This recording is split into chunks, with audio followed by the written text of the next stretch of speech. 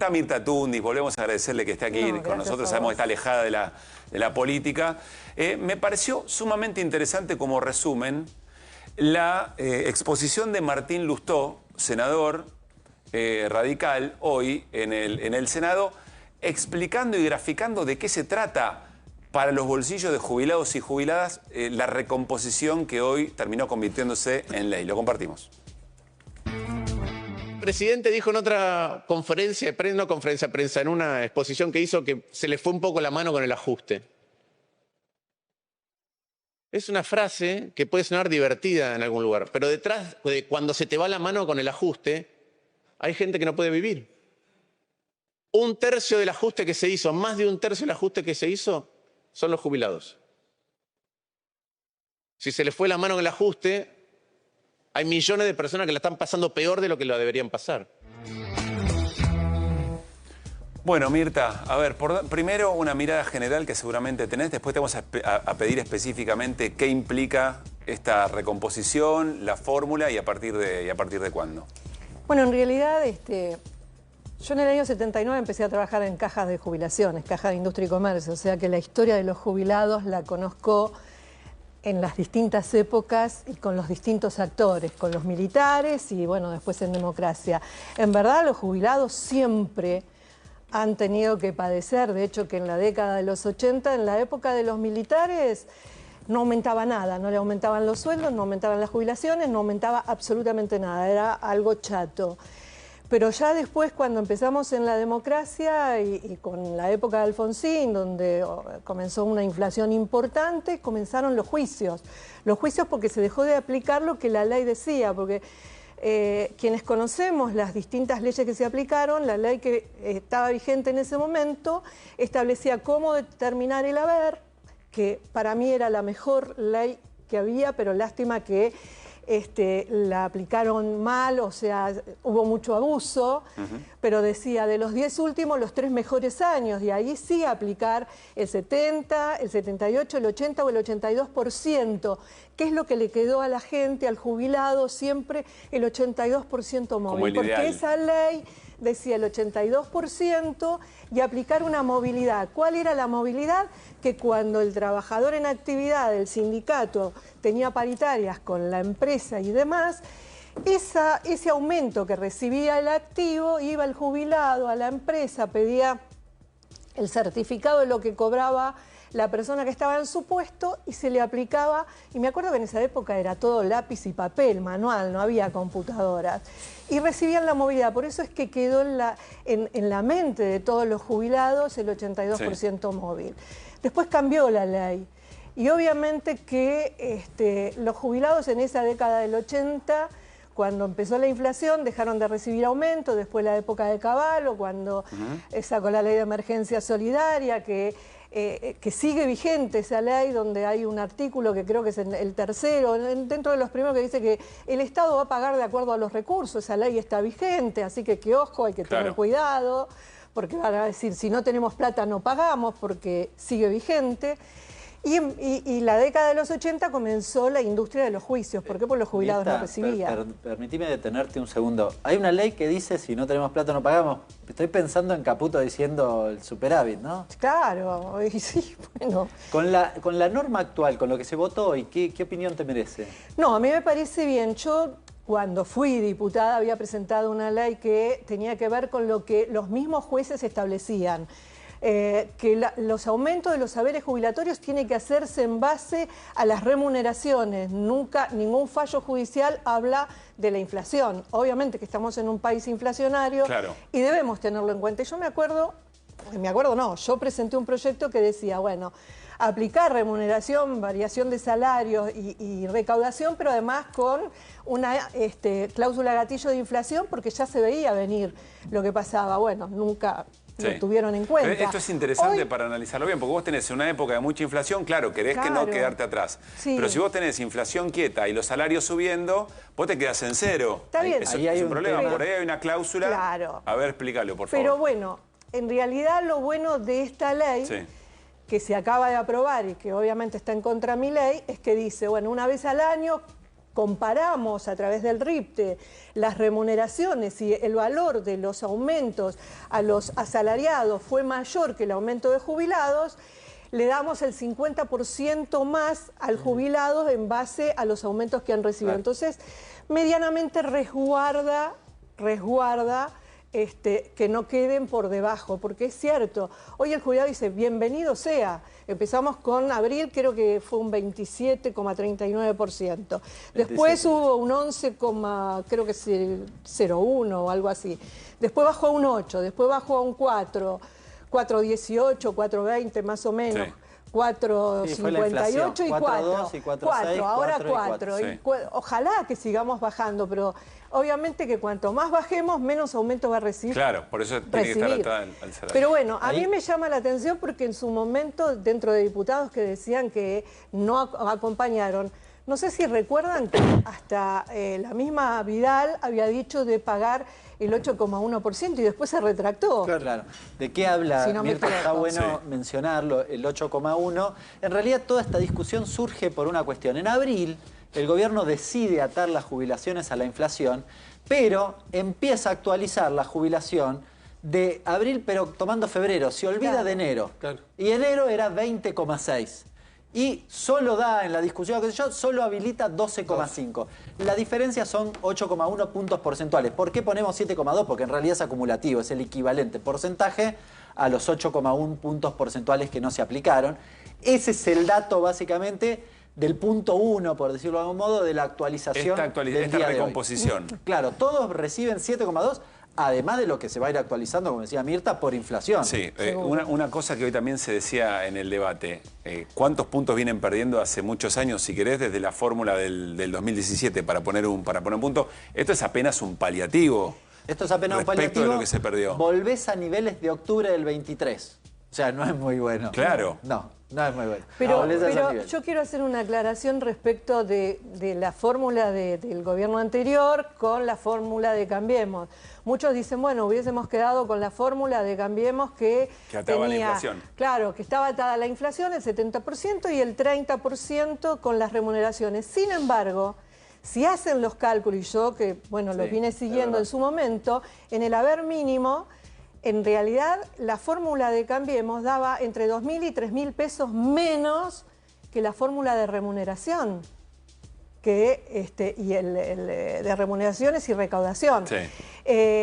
A mí me parece bárbaro que los diputados y senadores, especialmente en un momento muy delicado donde se han aumentado tanto los sueldos y obviamente que esto iba a ser un cachetazo que lo voten en contra los senadores, y es porque yo no digo que hay que mirar, ojalá todos los trabajadores pudieran tener la posibilidad de ganar lo que se merecen. Hoy tenemos sueldos muy bajos, el valor de los asalariados es muy bajo. Y lo cierto es que tener el aumento por inflación y a su vez una vez al año en marzo sumarle la variación del RIPTE es ayudarlos, ¿sí? Es ayudarlos. Pero yo creo que lo que le preocupa mucho a Milei no es solamente este tema que él ya dijo que lo va, como dijeron ustedes, a vetar, sino que también tienen que pagarle a las provincias por aquellas provincias que no fueron transferidas los fondos. Esto también está en la ley. Esto le preocupa, eso está en la ley. Y pagar las sentencias judiciales. En 90 días. Le dan 6 meses de prórroga. Porque recordemos, el año pasado se terminaron pagando, creo que 30.000 sentencias. Hoy están pagando 15.000, 19.000 y menos también. Claro. Y además con un agregado que plantearon, vamos a recomponer el haber de los jubilados que tienen sentencia firme a partir del año 2024 y el retroactivo después vemos. Algo que enfureció a los abogados que obviamente trabajaron y quieren cobrar lo que les corresponde y también al titular. Porque estamos hablando de personas de 70, 80, 90 y hasta 100 años. Ahí vuelvo, Hernán, con eso que querés decir, pero Bartolomé Abdala, que es, corregime, es el presidente provisional del Senado, pidió sensibilidad en medio del debate de La Libertad Avanza. A ver de qué manera lo hizo. Somos conscientes y tenemos mucha sensibilidad sobre la tercera edad, pero les quiero decir que si nos hubieran dado el tratamiento de la ley base, desde enero a esta altura ya los jubilados estarían mejor. Lamentablemente no sucedió y parece que a partir del fraccionamiento de la ley original, parece que nos quieren dar lecciones de política y sobre todo de sensibilidad, que quédense tranquilos que tenemos sensibilidad. Yo recorro mi provincia, recorro los centros de jubilados, hablo con ellos y obviamente les aseguro que nos entienden más ellos que muchos de ustedes, motivo por el cual estamos realmente muy tranquilos. Bueno, a ver, la provincia de Abdala de San Luis. ¿Tiene razón? ¿A qué se refiere con que si se hubiera votado la ley base hoy estarían mejor jubilados y jubiladas? No, yo no termino de entender, porque obviamente que en la ley base no dicen mejorar el haber jubilatorio además de la inflación. Ellos plantean que con la ley base modifican un montón la ley laboral, todo lo que tenga que ver con la parte financiera y demás, pero no es que ayuda al jubilado, que yo conozca. La ley base incluía la eliminación de la reforma. ¿No había? No, la ley base eliminaba la moratoria previsional. Claro. Se lo único es verdad. Se retira la moratoria provisional en el Senado, la vota. Y que ahí hubieras tenido más Senado. No, pero ¿y en qué los va a beneficiar a los jubilados? Eliminándole, que de hecho termina ahora en el mes de marzo del 2025 la moratoria. Claro. ¿En cuánto los puede afectar? Si no son tanto aquellas personas que se puedan jubilar, porque el único periodo que se reconoce es hasta diciembre de 2008. Una mujer que cumplió los 60 años ahora, si no tiene aportes posterior al año 2008... Sí. Lamentablemente no llega a cumplir los 30 años, entonces no son tantos. ¿Por qué mentirle a la gente? Él está, lo que está diciendo... No, la ley base no tenía ninguna particularidad respecto de la fórmula de movilidad. Sí. Bien, tenía solo ese capítulo o ese artículo, porque era un solo artículo que derogaba la ley que permitía las moratorias. Ahora, lo que se votó hoy incluye otra cosa que no es menor y que nosotros venimos discutiendo acá, porque hay un problema con el bono. El gobierno congela el bono y te hace perder jubilaciones. ¿Qué se votó hoy? Que ningún jubilado puede cobrar por debajo de 1,09 canastas básicas totales. Esos son 317.700, creo que tenemos la placa, 317.700 pesos. Esto es una ventaja, se elimina el bono en esta lógica, se elimina el bono. Pero obliga y esa pasa a ser la nueva mínima, 317, bueno, se va a ir actualizando mensualmente. Sí. Con lo cual, no pasa nada si el gobierno se le ocurre congelar el bono. ¿Nadie puede cobrar menos de esto? Exactamente. No. Esto es una canasta básica y un poquito más. Una canasta básica es una canasta total. Casi 1,1 total, no alimentaria, ¿no? Total, y un 10% más. Hoy, en un momento, Martín Lustó explicó lo de la canasta básica total y la canasta básica alimentaria. Y explicó, lo voy a parafrasear muy rápido, canasta básica alimentaria es la cantidad de calorías necesarias para sobrevivir eventualmente. 2.400. Sí, pero no son los gastos que tiene un jubilado. Ahí voy a eso y te quería preguntar eso, Mirta. No la canasta, pero escuchemos esto hablando de sensibilidad. Una canasta básica alimentaria es la cantidad de calorías mínimas indispensables para sobrevivir según los precios más baratos de una canasta más o menos típica de nuestro hábito de consumo.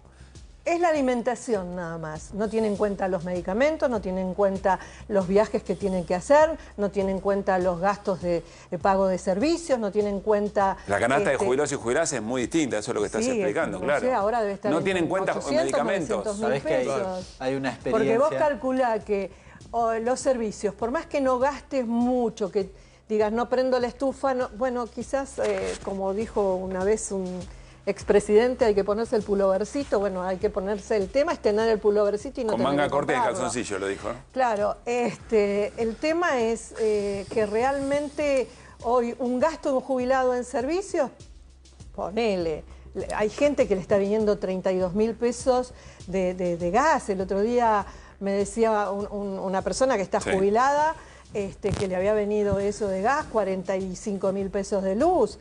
Decime vos, ¿cómo hace un jubilado para poder pagar todos esos servicios? Entonces, una cosa es la canasta alimentaria, que sí es lo que vos estás explicando y es lo que dice el INDEC, es lo que dice el gobierno y todos los gobiernos. Y otra cosa es la necesidad que tiene el jubilado. Bien. Porque además, vos para ir, un jubilado siempre tiene controles médicos. Ahora decime vos, no todos tienen el médico a 2 cuadras de la casa. Muchos tienen que tomar un colectivo. Y aquel que no pueda transitar tiene que ir taxi, en un remis. Claro. Imposible pagarlo. Para hacerse los estudios lo mismo. Entonces, la canasta básica real tiene que ver con la higiene, con la alimentación, con la vestimenta, porque por ahí, no digo que te vas a comprar un montón de ropa, pero llega el invierno y por ahí necesitas determinada además, ropa interior. Pero estamos hablando de sobrevivir. El parámetro no puede ser sobrevivir. ¿Qué pasa con el ocio, la recreación? Bueno, no, y está en la canasta alimentaria que saca Eugenio Semino, está contado un solo día al mes que vas a una pizzería, a lo más barato, o a una recreación. Una sola vez al mes. Si tenés el mensaje que retuitea el presidente de la Nación, Javier Milei, creo que de Javier Lanari, integrante de la vocería, del equipo de comunicación del gobierno. El equilibrio fiscal es la columna vertebral del plan económico. Todo lo que ataque eso se va a vetar. El costo político no lo va a pagar el que avisó que lo iba a vetar. Lo van a pagar los degenerados fiscales, dice Javier Milei, a través de Javier Lanari. Tengo una pregunta para hacerles, pero a ver, Pablo, dale. Sí, para hacer la línea de tiempo, a partir de ahora Milei tiene 10 días para vetar. Sí. Milei veta y ahí sí empieza a correr. No importa, en ningún lugar de la Constitución establece que no puede votar más allá de que tenga 2/3 o mayoría simple. Lo puede vetar sí o sí. Ahora, puede vetar toda la ley o vetar parcialmente la ley. Sí. Esa es una nueva disposición que se incorporó con la reforma constitucional. ¿Qué ocurre? Vuelve al Congreso. Ahí sí, si el Congreso... ¿A qué Cámara? A las dos. La misma secuencia, bueno, la misma secuencia de diputados y senadores. Perdón, lo tienen que ratificar las dos cámaras. Sí. Ahí sí, si el Congreso necesita 2/3 para ratificar. Para insistir. Y en el caso que el Congreso en las dos cámaras ratifica el proyecto original con 2/3, no puede volver a vetar el presidente. Ahí sí queda confirmada la instancia final. Estamos hablando de 0,45 del PBI anual. Es decir... ¿Es mucho o es poco? Es equivalente a ganancias. Bien, a la reposición de ganancias, exactamente igual. Con lo cual, si querés, en términos numéricos, al gobierno le desaparece ese número. Es un numerito importante, medio punto. Es un poco menos que lo que estimaban que podía tener costo fiscal de bajar bienes personales. La última frase. Que lo que no puede ser concebido, cuando vos te dicen, mira, ¿qué porcentaje es del PBI? Acá no importa, dice, lo lamento, los jubilados, todo, pero nosotros vamos al déficit cero y toda esta historieta. Vos tenés que decir, a ver, este país va a funcionar con esta cantidad de gente, no estamos dispuestos a matarla. Entonces, lo mínimo que podemos hacer, bien está diciendo ella que la canasta sería como de 800.000 pesos, es asegurarle la parte de comida y que en lo demás tengan suerte de tener pariente y gente que lo ayude, porque en el fondo lo están mandando a eso. Pero ahora están en 200 y pico. Entonces decís, bueno, lo llevas a 310 y queda atado. Entonces, este país funciona de esta manera de mínima. Sin eso no puede vivir la gente. Entonces, no sé qué número se le ocurre hacer un déficit cero sin la gente adentro, ¿se entiende? Se entiende perfecto. Bueno, eso. Mirta, tu última mirada. Yo lo que quiero decir es que también, ojalá que esto vuelva a ratificarse, porque ya sabemos que lo va a vetar, y no es así que lo van a pagar, como dicen los degenerados, lo van a pagar los jubilados, que son los que más necesitan, que no tienen para comprar los medicamentos, que van a la farmacia y eligen, me llevo uno y este no lo llevo, que hay muchos medicamentos, no todos son afiliados al PAMI, los jubilados, porque muchos mantienen sus obras sociales de origen y el descuento que le hacen es del 40, 43% o el 50%, no el 100%. Perdón, ¿se cambió eso? Antes era el 100 y ahora es 40 o 50. Para los afiliados al PAMI, pero los jubilados que están en otras obras sociales, no nunca tuvieron la cobertura del 100%. Sí. Por eso es que cuando uno dice, tienen la cobertura del 100% para enfermedades crónicas, saltan jubilados diciendo, yo no lo tengo. No, porque están en otra obra social, que es la obra social de origen. Sí. Pero a todo esto también hay que aclarar que muchos medicamentos de cobertura del 100% que tenía PAMI ya dejaron de estar, se achicó un poco el Vademecum, que hay coberturas del 50%, no todas tienen el 80%, y los medicamentos están carísimos. Y otra de las cosas que, si esto queda aprobado, y ojalá que quede aprobado, más allá de que lo vete el presidente, van a tener que definir si lo van a aplicar desde el mes de abril a la fecha, significarían 20.000 pesos más, y además el retroactivo de esa fecha. Claro. Pero si es el retroactivo de esa fecha, le significa 28.900 pesos más a cada jubilado de haber mínimo, mucho más al resto, no los que cobran más. Si lo aplican a partir del momento que se sanciona y se promulgue, son casi 20.000 pesos más, ¿sí? Bien. Y sería lamentable porque no tendrían retroactivo. Claro. Y el retroactivo sería casi entre 80 y 90.000 pesos para cada jubilado de haber mínimo. Por eso digo, es importante, porque la verdad que el jubilado la está pasando mal. El ajuste le llegó con un 35% de movida, lo puede decir Hernán, que obviamente maneja la economía. Y la casta son los jubilados. Es importante porque también puede ser... La casta tiene PAMI, un homenaje a un compañero de trabajo. También es cierto que puede ser que sea un veto parcial, que por ejemplo vete el artículo que dice que el retroactivo es desde abril, que vete el artículo de las cajas y de las deudas previsionales, y que haya un harta...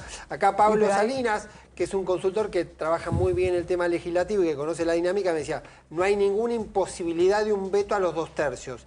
Sí hay un concepto de que si 2 tercios del Congreso, que es una mayoría amplísima desde la política, te está diciendo que no, deberías entenderlo para lo que está pensado el veto. El veto está pensado como una herramienta para forzar la negociación entre el Poder Ejecutivo y el Congreso.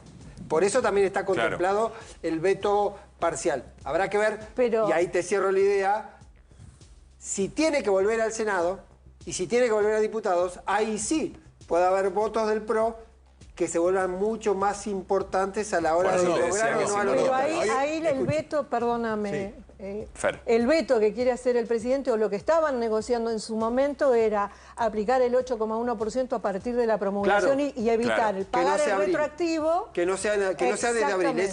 Esa fue la propuesta que llevaron. Lo último, Fer, dale. No, corto, hay otra instancia. Si se cae, no se llega porque el PRO se da vuelta y empieza a jugar del otro lado, hay otra instancia, que es vetar el otro DNU, el primero. Ese se hace con mayoría simple. Si voltean el primer DNU, se vuelve a lo de Alberto. Mirta, valoramos mucho que hayas venido. No, muchas gracias por haberme invitado. Que estés bien. Valoro mucho a aquellos periodistas que me siguen convocando. Gracias, a pesar Mirta. de todo.